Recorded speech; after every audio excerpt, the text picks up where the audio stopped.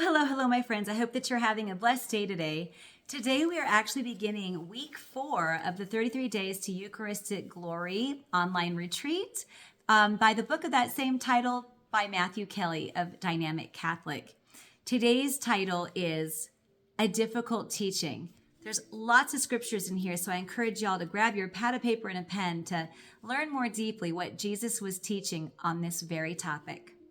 Live justly, love tenderly, and walk humbly with your God. Micah 6, verse 8. A few years ago, I wrote a book titled Difficult Teachings. The subtitle is The 40 Most Challenging Teachings of Jesus.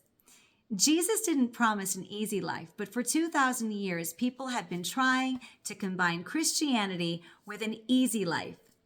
They are not compatible. Not only did Jesus not promise an easy life, he promised us the opposite. When I reflect on these 40 teachings now, I realize they are the teachings Christians have been avoiding since the beginning. When Jesus was walking the dusty roads along the northwestern shore of the Sea of Galilee, his listeners struggled to understand and embrace some of his teachings more than others. But none of them, none more than the difficult teaching we are about to explore. More than any teaching, it was the one his followers and critics alike struggled to get their hearts and minds around. Nothing has changed since then in this regard. It has been a source of controversy and division ever since. Jesus said to them, "Truly, truly, I say to you, unless you eat the flesh of the Son of Man and drink his blood, you have no life in you. He who eats my flesh and drinks my blood has eternal life, and I will raise him at the last day." John 6:53-54. This is a central moment in Jesus' public life. There are two moments when the people really struggled to understand what Jesus was saying. When Jesus explained that if they tore down the temple, he would rebuild it in 3 days, and what he is saying here about being the bread of life. There are 3 other verses in this discourse that I would like to explore briefly with you, but it's worth reflecting on this whole section of John's Gospel, John 6:22-71. It is rich with meaning and foreshadows not only the rest of Jesus' life, but also the life of the Catholic Church ever since. How did the people respond? They had 3 reactions. Here's the first. The people then disputed amongst themselves, saying, "How can this man give us his flesh to eat?" John 6:52. We make so many assumptions, and we believe our assumptions, but in truth, in most situations, we should question, challenge, and test our assumptions, because the wrong assumptions make it impossible to reach valid conclusions. It's subtle, but do you see the assumption in this verse I just read? I'll share it again. The people then disputed amongst themselves, saying, "How can this man give us his flesh to eat?" Did you catch it? How can this man give us his flesh to eat? They're operating under the assumption that Jesus is just a man, and that assumption makes it impossible for them to understand what Jesus is saying, never mind to believe it. If a homeless person tells you he's going to give you a letter of recommendation, a full scholarship to Harvard, you would naturally be skeptical and dismissive. That's the kind of situation that is playing out in this part of the gospel. The people will not accept who Jesus really is, and so they are incapable of comprehending all he can do for them. Then we move on to their second reaction, and this reaction is especially relevant today, given all that is transpiring in our culture. Many of his disciples, when they heard it, said, "This is a hard saying. Who can listen to it?" John 6:60. Notice they didn't say, "We don't understand," or even, "We don't want to live this teaching," or, "Can you explain this a little more?" They didn't even want to listen to it. They didn't even want to hear it. This is the attitude of today's culture, and not only in relation to matters of faith. The poverty of mind and spirit has descended so low that this is now the attitude of the culture toward objective truths and scientific and biological realities. For thousands of years, a person who refused to acknowledge reality was considered a denialist or mentally ill. Today, you can deny reality and be celebrated as enlightened. Is that not a sign that the culture itself is very sick indeed? Indeed. I was reading about mental illness recently for a project I am working on and came upon this description of schizophrenia, which is a tragic and desperately sad mental illness. Schizophrenia is a serious mental health condition that causes disordered ideas, beliefs, and experiences. In a sense, people with schizophrenia lose touch with reality and do not know which thoughts are and experiences are real and which are not. It was this last line that got me thinking about today's culture. People with schizophrenia lose touch with reality and do not know which thoughts and experiences are real and which are not. When we're not willing to even listen to the other side of an argument, we are dangerously opening ourselves to deception and tyranny of the worst kind. When a culture begins to deny objective reality, it is teetering on the edge of destruction. To understand how far our culture has wandered from the gospel, you only need to consider that objective truth cannot even be uttered in many situations today. But we digress. The people's third reaction to Jesus' bread of life discourse was to abandon Jesus. After this, many of his disciples drew back and no longer went about with him. John verse 6:66. That's right, John 6:66. From the very beginning, the Eucharist has been a lightning rod, a point of contention and division. Regardless of what we have thought before or believe now, let us ask our Lord to open our hearts, minds, and souls to a deeper understanding of the Eucharist today and with each passing day for the rest of our lives. We are all hungry for something. Figuring out what we are really hungry for is one of the greatest spiritual quests of life. There are so many different types of hunger. There is, of course, the natural hunger for food. Some people are hungry for comfort. Others are hungry to belong. Still others for success, safety, adventure, security, and travel. To be human is to be hungry. Do you know what you are hungry for? It takes an incredible spiritual awareness to work out over time what we are really hungry for.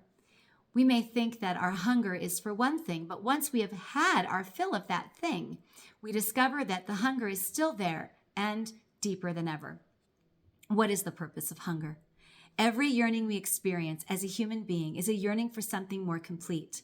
The ultimate spiritual awareness leads to an understanding that every yearning is in some mysterious way a yearning for God. God speaks to us in our hunger. He uses our hunger to teach us and guide us. While we are searching far and wide in this world for something to satisfy our hunger, God is waiting to feed us with the one thing that truly satisfies himself. None of this is to say that physical hunger is unimportant. We have a legitimate need for nourishment. Many people in this world are desperately hungry for food, and dismissing that need would be cruel and inhumane. God desires a world where everyone is physically well fed, and we have a moral obligation to feed the hungry. But it is also true that our physical hunger is endless. You cannot eat enough hamburgers or rice or vegetables to never be hungry again. In just a few short hours, your body will begin craving more nourishment. Why does God make us this way? We cannot know the full reasons, but one explanation of that is that he knows we need constant reminders of our much deeper and more important spiritual hunger. Our constant physical hunger is meant to reveal our constant spiritual hunger for God. Each time our stomach growls, that's a reminder that our soul cries out for nourishment too. Our soul doesn't literally growl, of course, but it does send us a message like, I want greater meaning. You have so much to offer. There must be more to life. And the sad truth is that for as many people who are physically hungry in the world, there are far more who are starving their souls. But unlike our physical hunger, this spiritual hunger does have a way to be perfectly and completely fulfilled. In John 6, verse 35, Jesus speaks to these words: I am the bread of life. He who comes to me shall not hunger, and he who believes in me shall never thirst. In the 2,000 years since Jesus spoke these words, they have not lost an ounce of relevance or power. Read them again. I am the bread of life. He who comes to me shall not hunger, and he who believes in me shall never thirst. John 6:35. Do you feel your soul stirring? That's because they reveal a life-changing truth. God wants to feed your soul. He wants to feed you perfectly with himself. That is the beauty and the power of the Eucharist. So let me ask you a question. What are you hungry for right now? What is God saying to you through your hunger? How is he using that hunger to lead you to him? Whether you are hungry for greater purpose in your life, a more fulfilling relationship, more meaningful work, rest, clarity, inspiration, joy, hope, peace, you won't be satisfied by shallow things of this world. Jesus is waiting in the Eucharist to give you exactly what you need. It's time to begin truly paying attention to the hunger in your soul. You can try to ignore it or deny it or pretend it isn't there, but it will never simply disappear. This is an invitation from God, and he will never cease trying to draw you to himself. The hunger in your soul is for a good thing. Follow where it leads. Trust, surrender, believe, receive. Lesson: only God can satisfy your endless longings. Allow him to respond to your needs and to feed you spiritually with the Eucharist. Virtue of the day: courage. The virtue of courage is moral strength in the face of danger or difficulty, especially in the face of anything that opposes our faith. Courage allows us to stand in our fears and do what is good, right, just, and noble. Everything significant in life requires courage. Spiritual communion. Jesus, I believe that you are truly present in the most holy sacrament of the Eucharist. Every day I long for more of you. I love you above all things, and I desire to receive you into my soul. Since I cannot receive you sacramentally at this moment, I invite you to come and to dwell in my heart. May this spiritual communion increase my desire for the Eucharist. You are the healer of my soul. Take the blindness from my eyes, the deafness from my ears, the darkness from my mind, and the hardness from my heart. Fill me with the grace, wisdom, and courage to do your will in all things. My Lord and my God, draw me close to you, nearer than ever before. My friends, this concludes day 22's reading of the 33 Days to Eucharistic Glory retreat that I am hosting based on the book by that title by author Matthew Kelly of Dynamic Catholic. I invite you to drop into the comments what is one thing that you're taking from today's retreat that has impacted your life in a positive way, that you plan to apply to your life or to dig deeper into. My one thing is John 6:66. That's right, John 6:66, where we learned that after Jesus was teaching that he was truly present in the bread and the wine at the altar in Capernaum. It said many left him. It says after this, many of his disciples drew back and no longer went about with him. Again, John 6:66. When I was challenged as a youth by non-Catholic, lovely, God-fearing Christian friends, when they learned I was Catholic, it's as though they no longer believed that I was a Christian. Clearly, they didn't know that the word Catholic means universal, that it's been used since the year 110 by one of the early church fathers, St. Ignatius of Antioch, who used it to identify the universal church. It means universal, that was spreading Christianity throughout the world. In fact, he also was the first to coin Christianity. Interesting, right? That was in the year 110, after the death of Christ. And when I saw this disputing of the teaching of Christ's true presence, as my friend said, you guys worship a wafer. They gave me a little chick track, like, why do you worship a cookie, right? And I knew enough to know that they were misled. And so I am leading these retreats, hosting these retreats with the beautiful words of Matthew Kelly as a foundation, as a platform, because I want to spread the truth of that. I want to invite those of you who are watching this who've been away from the church for a while. Maybe you were never taught this truth, or you're struggling with the belief, or you've been away from Jesus altogether. I invite you to come back and receive confession and be received back into the church, so that you could receive the body, blood, soul, and divinity of Jesus Christ into your soul to dwell, like he said, to have life in you again, which is what Jesus gave us himself in this way to give us. So with that, I will be joining you guys all again tomorrow. 8 a.m. to 2 p.m. is my window for 10 to 15 minute sharing at my Instagram at Authentic Freedom Mentor. Or here on YouTube, I'll have every day's retreat recording up by 4 o'clock Mountain Standard Time.